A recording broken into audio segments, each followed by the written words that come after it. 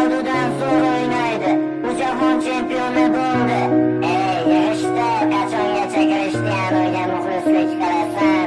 Axir u jahon chempioni bo'la olmadi. Chempionlar ligasida ham o'ynamayapti. Marokashga ham bo'la olmadi-ku. Yana nima mush Ronaldo yulduz?